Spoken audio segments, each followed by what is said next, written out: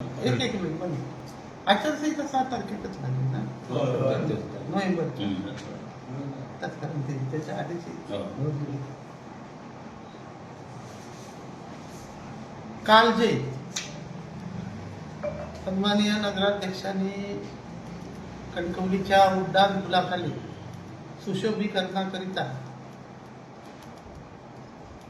जी माहिती दिली आहे, जे टप्पे सांगितले आहेत, ह्या अनुषंगाने पहिलं प्रथम आधी मुळात आता जे काम निघालेलं आहे 1 कोटी काय 21 लाख काय तर हे काम एकूण या कामाला सन्माननीय पालकमंत्री साहेबांनी 1,50,00,000 रुपये मंजूर केलेले आहेत जिल्हा नियोजनमधून सन 2025-26 साठी.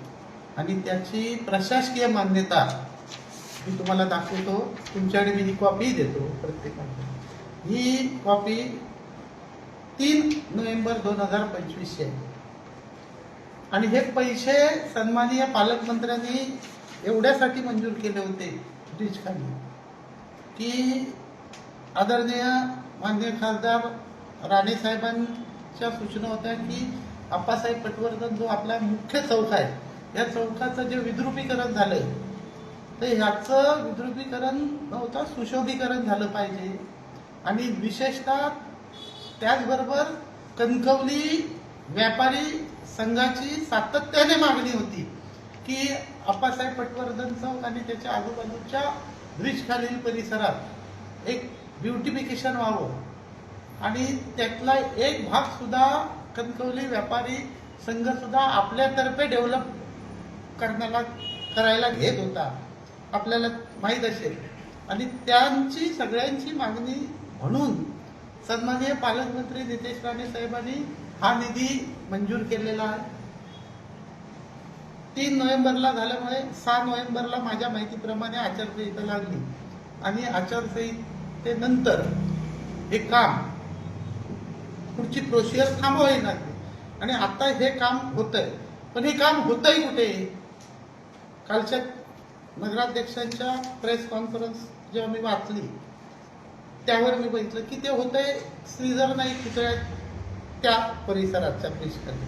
तर ते तिथलं नाही आहे. त्याचं कारण असं की सन्माननीय खासदार नारायण राणे साहेबांच्या सूचनेनंतर हायवे डिपार्टमेंटला सुद्धा सूचना गेल्या होत्या की हायवेचे जे मेन स्पॉट आहेत तिथे सुद्धा ब्युटिफिकेशन झालं पाहिजे. आणि म्हणून 11 किंवा 13 आय थिंक माझं जरा जिल्हा नियोजन मधून हायवे डिपार्टमेंटला सुद्धा निधी देण्यात आलेला आहे. आणि त्या निधीतून कणकवलीचा जे काम हायवे डिपार्टमेंट मधून जे घेतलंय ते श्रीधर नाईक पुतळा आणि जो परिसर आहे ना तिथलं घेतलेलं आहे. आणि हे पैसे जे आहे, ही जी रक्कम आहे ही आप्पासाहेब पटवर्धन चौकचा आजूबाजूचा परिसर त्यासाठी घेतलेलं आहे. आणि कणकवलीच्या व्यापाऱ्यांची ती मागणी होती सातत्याने आणि खासदार राणे साहेबांची मागणी होती. आता हे इथलं काम तिथे नेता येईल आणि तिथे ते होणारच आहे. म्हणजे आम्हाला तिथे होणारं काम मागे जाणार आणि इथे होणाऱ्या कामाला परत वेगळे पैशाची वाट बघावी लागणार. आणि जे मेन शहरातले जे विद्रुपीकरण आहे ते कुठेतरी क्लिअर झालं पाहिजे होतं. पण त्यांना तिथे तसं करायचं नाहीये. कारण आता तिथे भाजीवाले आहेत किंवा आता नवीन दुकानं होताना बघताय स्नॅक कॉर्नर वगैरे तुम्ही पाहता. आता आमच्या काळात हे आरोप करत होते आमच्या महिना 8.5 लाख रुपये आम्हाला हप्ता होता. कदाचित आता त्यांना ते सुशोभीकरण करायचं तिथे त्यांना ठेवायचं. हे हप्तेवाले आता ह्यांना सुरू झालं काय असा शंका आहे. आणि नवीन परत हप्ते वाढण्यासाठी नवीन दुकानं झाली काय याचं सुद्धा उत्तर कणकवलीकरांना यांनी दिलं पाहिजे. आणि दुसरी गोष्ट याचं उत्तर मुख्याधिकारी सुद्धा राणे साहेबांना देतील कारण त्यांच्या सूचना होत्या की तिथे केलं पाहिजे म्हणून. असो. आणि त्यानंतरच पुढील सांगतो की पुढील ह्या 5 वर्षात टप्प्याटप्प्याने त्यांनी हे सांगितलंय की बघा साऊंड प्रूफ योगा ध्यानधारणा केंद्र, कलाकारांसाठी छोटे नाट्यगृह, 2 ठिकाणी सेल्फी पॉइंट, कोकण संस्कृतीचे कलादालन म्हणजे म्युझियम, नंतर 1200 मीटर पिलर दुतर्फा जॉगिंग ट्रॅक, 3 ठिकाणी सुसज्ज प्रसाधनगृह, छोट्यांसाठी खेळाचे मैदान आणि वाचनालय आणि साहित्यिक कट्टा. मुळात सन्माननीय नगराध्यक्षांना ते ज्ञात नसेल किंवा त्यांचा अभ्यास ते करत नसतील किंवा समजत नसेल. हायवे डिपार्टमेंट कडून जेव्हा आमच्या काळात आम्ही ही एनओसी घेतली की सुशोभीकरणासाठी, त्या सुशोभीकरणाच्या एनओसीत त्यांनी वाचावं, स्पष्टपणे त्यात उल्लेख आहे की कुठच्याही प्रकारचं ठोस बांधकाम करण्यात येऊ नये, त्याला हायवेने परवानगी दिलेली नाहीये. आणि म्हणून यांनी ह्या सगळं करण्यास आमचा अतिशय पाठिंबा आहे. मात्र हे होऊ शकत नाही, काही झालं तरी होऊ शकत नाही. यातलं फक्त एक की तो ट्रॅक होऊ शकतो, कारण त्याच्यात असा कायमस्वरूपीचं बांधकाम नाही. आणि जास्तीत जास्त तुम्हाला सांगतो, बॅडमिंटन कोर्ट न बांधकाम करता फ्लोरिंग केलं आणि जर जाळी केली तर ही 2 कामं होऊ शकतात. याच्या व्यतिरिक्त कुठचंही प्रकारचं बांधकाम असलेलं कुठचंही काम होणार नाही. कणकवलीकरांना खोटी आश्वासनं देत चाललेली आहेत. हे आमचे पैसे, आमच्या पालकमंत्र्यांनी दिलेल्या पैशावर फक्त विशीला तूप लावून सांगतायत. हे आता 5 महिने आमचे झाले, आजच होतील काय, उद्या 5 महिने पूर्ण होतील हे नगराध्यक्ष निवडून आल्यावर. त्यांच्या 5 महिन्याच्या कारकिर्दीत हे किंवा उपनगराध्यक्ष व यांची टीम आणि एकही नवा रुपया आणलेला नाही, काहीही केलेलं नाही, फक्त खोटी आश्वासनं देत सुटले. आणि जे कधीही घडणार नाही, जे अस्तित्वात येणार नाही, त्याचे फक्त ह्या 2 ते 3 सभेत ठराव घेण्यात आलेले आहेत, जे प्रत्यक्षात कधी अंमलात येणार नाही. दुसरी गोष्ट,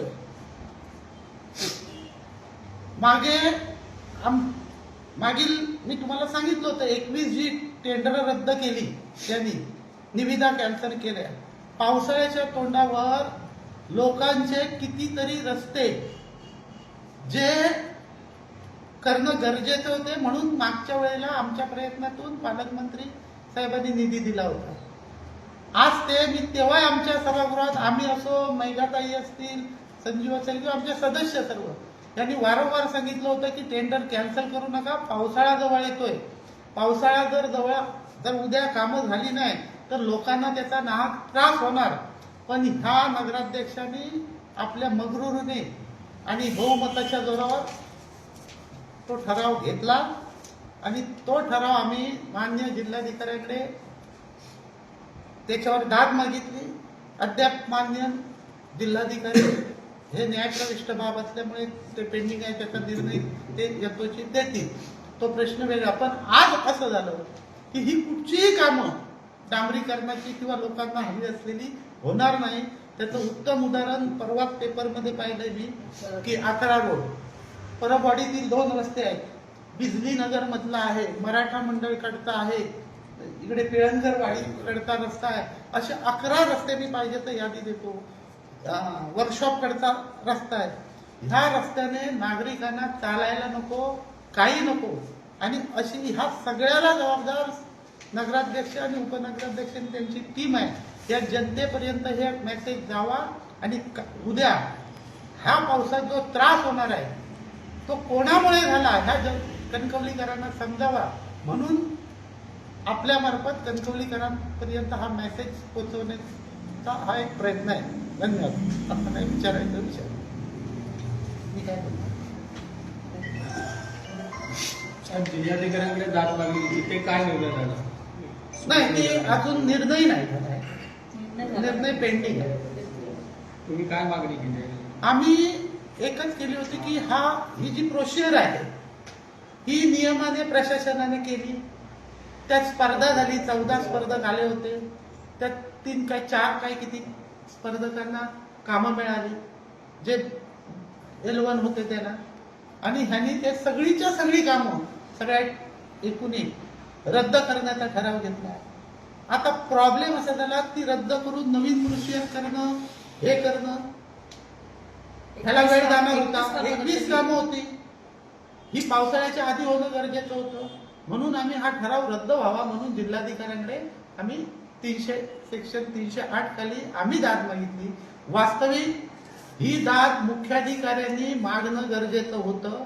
नियमात 308 खाली प्रथम मुख्याधिकाऱ्यांची ती पूर्णपणे प्रशासकीय जबाबदारी आहे, ती त्यांनी पार पाडली नाही.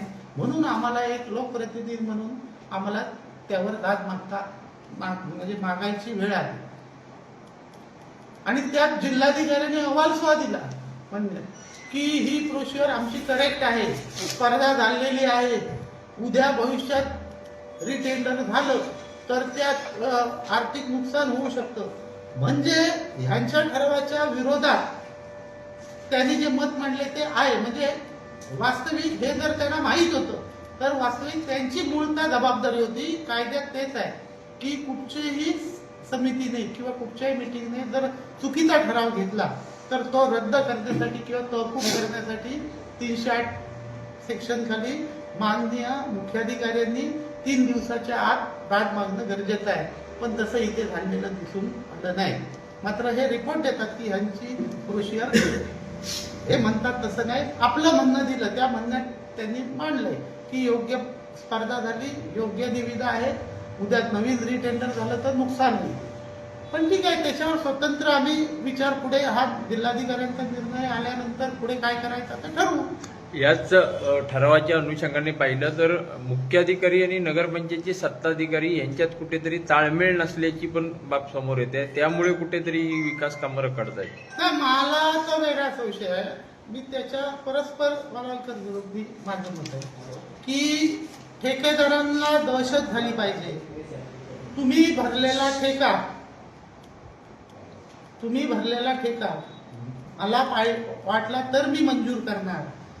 मी सांगेन त्यांनीच ठेका भरला पाहिजे असं नगराध्यक्षांना ठेकेदार किंवा जे मक्तेदार आहेत यांच्यात रुजवायचं आहे. आणि ते रुजवण्यासाठी जी त्यांचे प्रयत्न आहेत त्यालाच एक अप्रत्यक्षरित्या सपोर्ट मुख्याधिकाऱ्यांचा आहे, लक्षात घ्या. नाहीतर मुख्याधिकारी गेले असते ना 308 खाली.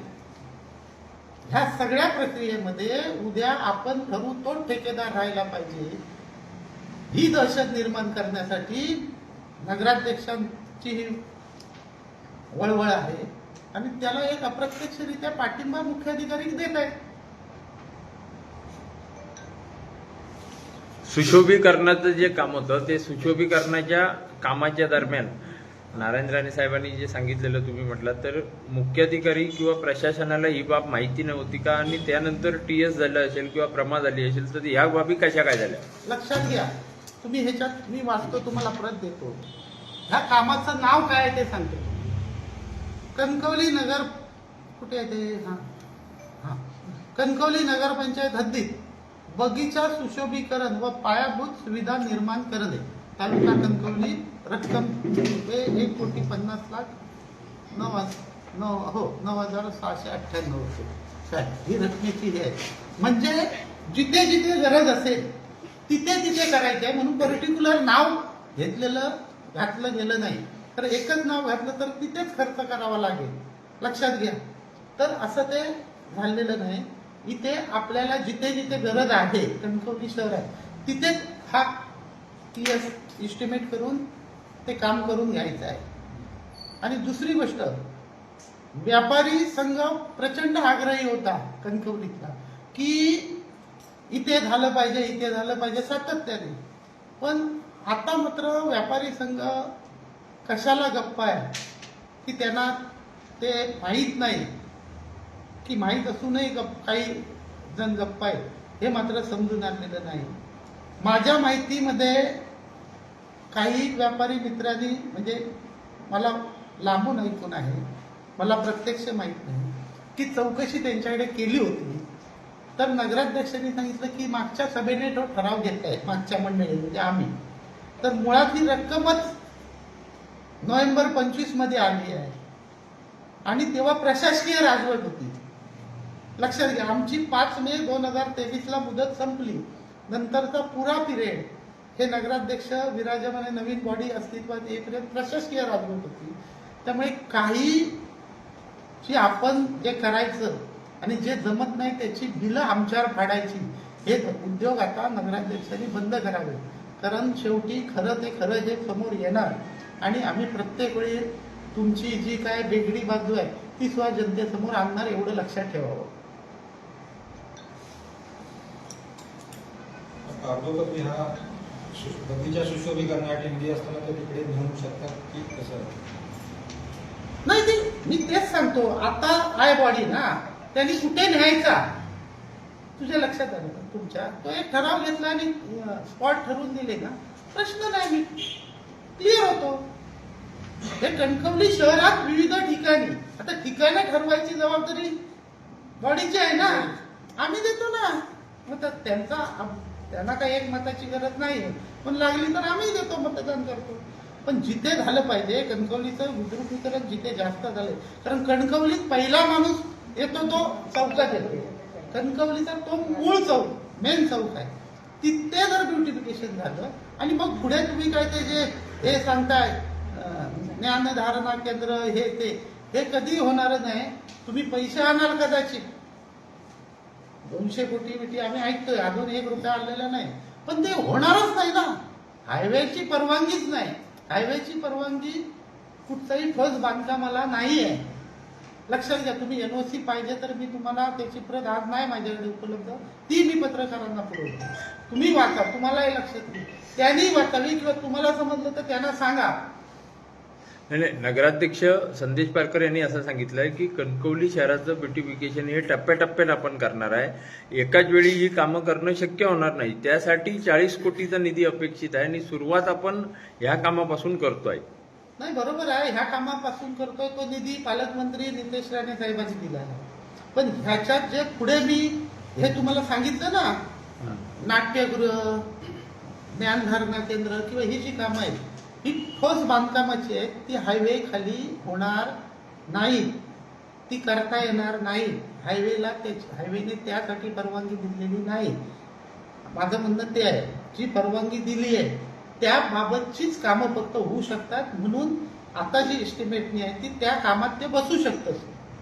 ठोस बांधकाम त्यात येत नाही, लक्षात घ्या. ठोस बांधकाम सोडून मी सांगितलं, त्याच्यात त्यांनी जी 8-9 काय 10 कामं दिली ते 1-2 ट्रॅक बी होऊ शकतात, 1-2 कामं होऊ शकतात, 2-3. त्याच्या पलीकडे कामं होऊच शकत नाही. पैसे होतील हो, पण हायवेची परवानगीच तेवढी आहे. कारण त्याच्यात सुप्रीम कोर्टच्या गाईडलाईन हायवे डिपार्टमेंटला, त्यामुळे हायवेला किती मनात असलं तरी ते देऊ शकत नाही. कणकवली व्यापारी संघाच्या काही पदाधिकाऱ्यांनी पालकमंत्र्यांची त्यावेळी भेट घेतलेली याच विषयासंदर्भात, आणि त्यांनी पण स्वतःहून काहीतरी फंड देण्याची तयारी दर्शवलेली. पालकमंत्र्यांच्या वाढदिवसा दिवशी या कामाचं उद्घाटन व्हायचं होतं, त्या संदर्भात त्यांची तुमच्याजवळ काय प्रस्ताव आलेला त्यावेळी? कधी म्हणताय? पालकमंत्र्यांच्या वाढदिवसाच्या निमित्ताने या कामांचा शुभारंभ करायचा असं काहीतरी नियोजन केलं गेलं होतं. अच्छा, हा. कणकवली व्यापारी संघामार्फत. मग त्यावेळी तुमच्याजवळ व्यापारी संघाकडून काय त्यावेळी प्रस्ताव आलेला की मुख्याधिकाऱ्यांनी त्यांना NOC दिली होती आणि ते उद्घाटन करणार होते, पण नंतर त्या दिवशी काहीतरी उद्घाटन झालं नाही. नंतर करूया असं काहीतरी झालं निवडणुकीनंतर. त्यानंतर पुढे काय झालं नाही, म्हणजे अजूनही काय हालचाल नाही. म्हणून मी आवाहन केलं व्यापारी आमच्या मित्रांना की ते तिथे करण्यासाठी पैसे दिले होते, तर ते पैसे निधी तिकडे ब्युटिफिकेशन करतायत की ऑलरेडी ते हायवे डिपार्टमेंटने तिथलं घेतलेलं असताना. आणि त्यानंतर निवडणूक झाल्यावर 5 महिने व्यापारी संघाचा सुद्धा कुठची त्या बाबतीतली कसली हालचाल नाही. आणि त्यांना NOC दिलेली जी आहे ना, त्या बाबतीतही ते काहीतरी एक कुठची तरी जागा ब्युटिफिकेशन करणार होते. त्याचंही पुढे काय झालं मला माहिती.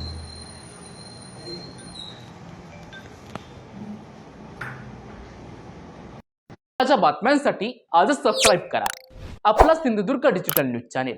लाईक करा, शेअर करा, कमेंट करा आणि महत्त्वाचं म्हणजे बेल आयकॉनला